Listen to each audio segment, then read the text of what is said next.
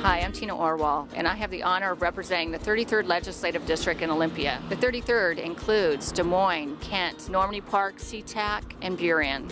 In the paper, it talked about how our students are highest in the nation on SAT scores, where over half the students took the test. We must be doing something right. Join me today as we look at our educational system in South King County and what's working. With me is Dr. Alan Spiciotti, and he is the interim superintendent for the Highline School District. You know, we have such an amazing community. It is so diverse. It's economically diverse, it's culturally rich. Can you describe our school district a bit? We have a wonderful district, and we have a little bit of everything in Highline, really one of the most diverse districts in the country. We also have many students who are impacted financially, particularly in the current economic environment, and nearly 7 in 10 students in Highline are eligible for free or reduced price lunch. What is your hope or vision for the school district? We want all of our children to graduate prepared for college, career, and citizenship. And when we say college, we mean post-secondary education. What's your next step? A 2-year college, a community college, technical college, 4-year college, but some pathway that'll lead you to a bright future.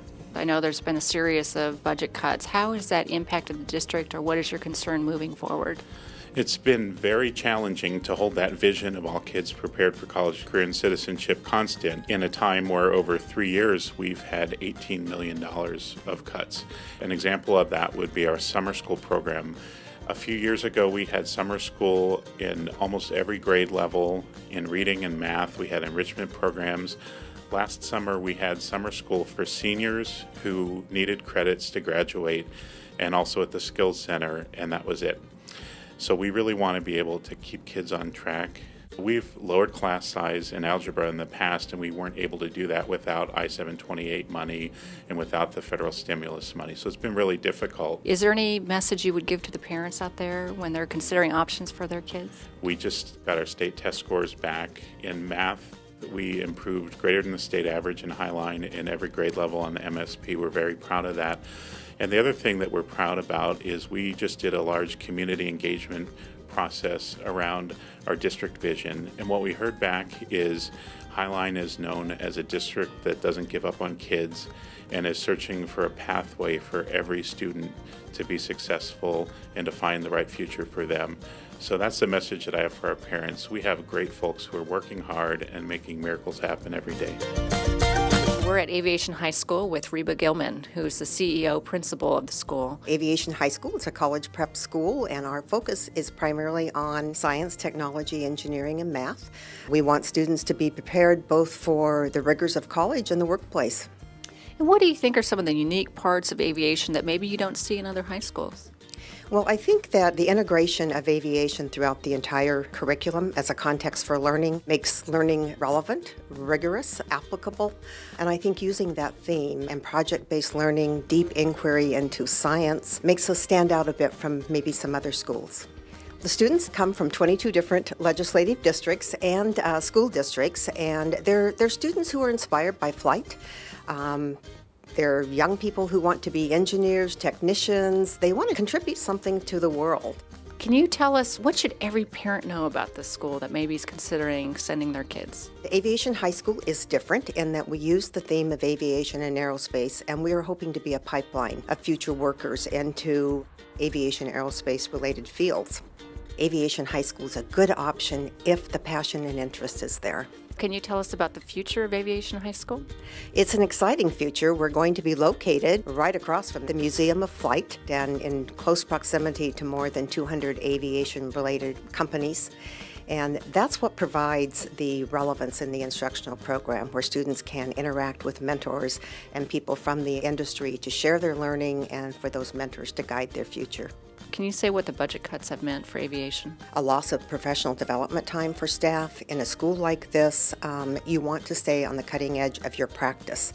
And when those days are reduced, it greatly impacts your ability to deliver on the promises that you've made. And what can the legislature do to support aviation? We need project labs that we are going to have to maintain for years. We're going to need to upgrade our technologies. And it would be helpful for the state legislature to look at maybe be a balanced funding model that supports schools like ours, something that would be a blended model between basic ed and career and technical education, because even though we're excited about having a new school at the Museum of Flight, we will have different needs as the years go on. We're on the beautiful campus of Highline Community College, which is one of the most diverse community colleges in the state. We've had the recent census data, which shows our whole state is getting more diverse, and I'm really proud that one of the most diverse areas in the state is in my district. And joining me is Ms. Karen Steinbach, who is the manager of the Running Start program here at Highline Community College. Basically, Running Start is designed for juniors and senior high school students who are college able, that really have that fire in their belly, that really want to be challenged. And coming to the community college, we are going to feed that challenge and stretch their minds a little bit more. Kids can earn quite a bit of college credit. Can you speak to how much experience and credit they can get? If they're coming here full time and starting in their junior year, we do have quite a few students that will earn their associate degree or professional technical degree at the same time they earn their high school diploma. Do you get kids who may be first in their family to go on to college, and how do you think this is a bridge for those students? I think what they really like about the community college is that we offer a lot of support systems for not only the students, but we're also here to assist the parents as students are in the program as well. We're at Mount Rainier High School in the Highline School District. I'm here with Mr. Chris Wilder, who's the IB coordinator from Mount Rainier High School. Thank you for joining us today. Can you tell us a little bit about what the IB program is? Absolutely. The IB program is a college preparatory program that started some decades ago overseas to help families who were moving base to base and working in government service. It's grown over the last few decades to be widely recognized as a leader in international education. It asks its students to delve deeply into a very interdisciplinary study of many things that they would normally do in high school, but obviously at a much deeper level because colleges are beginning to recognize the merit worthiness of all this. And we worked on a bill together this last year. Those of us that work for IB recognized increasingly that there were barriers, invisible though they were, for kids and their access to IB. And the bill is really going to help in two ways. One, it's going to alleviate a lot of financial burden on families. Secondly, it's going to alleviate a lot of just psychological and emotional stress. Many students involved completely in the program were beholden not only to the IB system, but also to the local state system. And there was a lot of overlap. And so students found themselves having to take many classes outside of school in addition to the rigorous coursework within school, and that was always at the cost of the families. And so for many low-income families and families struggling through hard economic times, this was a big challenge for them. It's also really helped students just focus more on the studies within school because they're not now having to take extra coursework outside. I think it's a great program to challenge your students and prepare them for college. That is really the focus for us here at Mount Rainier, is college preparedness. Parents also need to consider the benefits after high school, which are not only the preparedness, but sometimes the advanced standing that students can get at college through the college credits they can receive. Students who choose to take exams and are successful in those exams sometimes can start as sophomores at private and public universities all around the country. So it's a huge savings to families. I want to introduce you to Mr. Jacobson. He is one of the IB instructors, and he's also the cross-country coach. Can you tell us a little bit about the IB program and your role in that program? Yes, I've been teaching in the IB program here for probably about 18 or 19 years, and I teach math, and so right now I'm teaching higher level math, which is one option for students who are in the IB program. The decision that the district made and then the state also made to require 3 years of math is a very good decision. I think it's important for kids. And what would you say to a parent that's considering sending their kid to the school? I think they should be very excited about sending their student to this school. I think that we have outstanding programs, both academic and athletics and clubs, and we have consistently had just outstanding students here.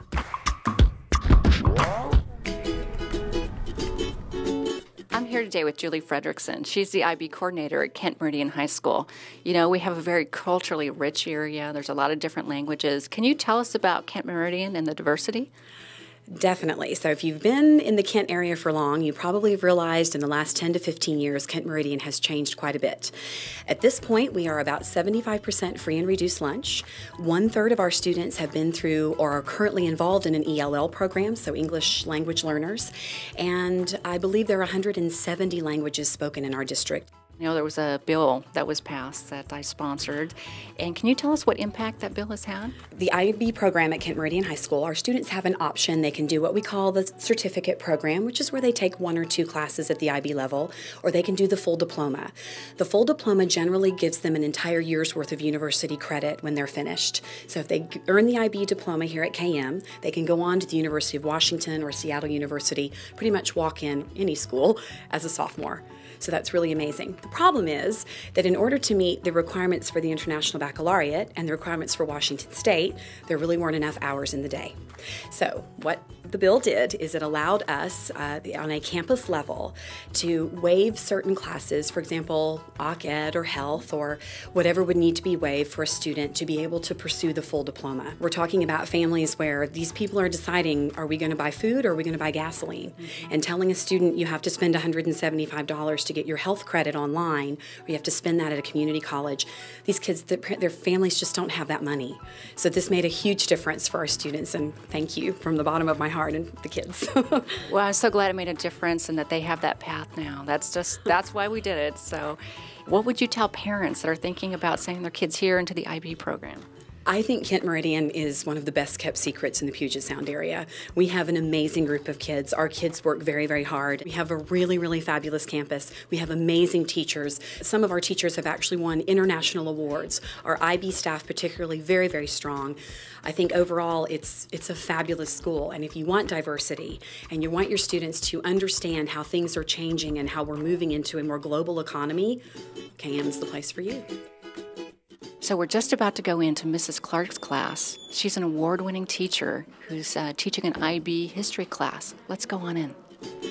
Problem A. So what is the problem? This IB class is about the history of Americas, and it's taught by Miss Lisa Clark. And she used to work at the United Nations and has a wealth of international experience that she really brings into this classroom. Right now, she has them working in groups, which really allows more independence in learning. And the kids are just incredibly excited to share ideas and look at the materials together. And it really has the teacher acting as a facilitator. It's such a diverse group of students. 32 of the 40 students are students of color. And it's just exciting for me to see that our classrooms really are studying broad topics that are international and that really are going to help the future leaders of our community. You know, it's been a long time since I've been in high school, so I'm meeting with some students today from my district to hear about what their experience has been like. I'm going to have them introduce themselves now. I'm Anne-Marie, and I'm a senior. I'm Will, and I'm a senior. I'm Carissa, and I'm a sophomore. I'm Chris, and I'm a senior. And I'm Jenna, and I'm a sophomore. And my daughter. So we're going to have several questions today. And first of all, we're going to ask Anne-Marie what her experience has been like being in the IB program. Well, it's been really tough. You know, you have 6 IB classes, and they're really difficult. But if you put time and effort into it, you get a lot done. So it's been really, really rewarding. Thank you. And Chris, what's your experience been like? Well, I got into IB because high school was pretty boring for me. I got a 4.0 sophomore year, and I never really put any effort into it. And then junior year, I had to put a whole lot of effort into it, and I managed like a 3.5, I think. And then this year, I'm just looking forward to getting the most out of high school as I can. Great, thank you. And William, what's your experience been like in the IB program? For me, it's been that I've been looking for a challenge, and I got what I asked for. And managing everything outside of IB, like my social life, has become difficult, but I managed through it. And IB just helps you manage your time really well, and I enjoy it. Great, thanks. Now, I know, Krista, you're not in the IB program, but what's your experience been like in high school? Well, it's been really great so far. Like the first couple years that I've been in it, it's more just warming you up for IB to get you prepared, and so that we know that IB is going to be really tough next year and just help us get ready for it. Thank you. And Jenna, what's your experience been like here? Well, my favorite part about high school was all the varieties that they give you. They give you options for sports and different activities, so to prepare yourself to manage your time. So when you do go into IB, you know what it's like to have to do sports, have to do this and this, and be able to get it all together when the due dates are due. As a parent, it's been especially important to me to send my kids to the public school system. I've been very impressed with the range of options today. I want to thank you for joining us on the tour. I hope you learn things about our district and options that you may consider for your kids. Thank you.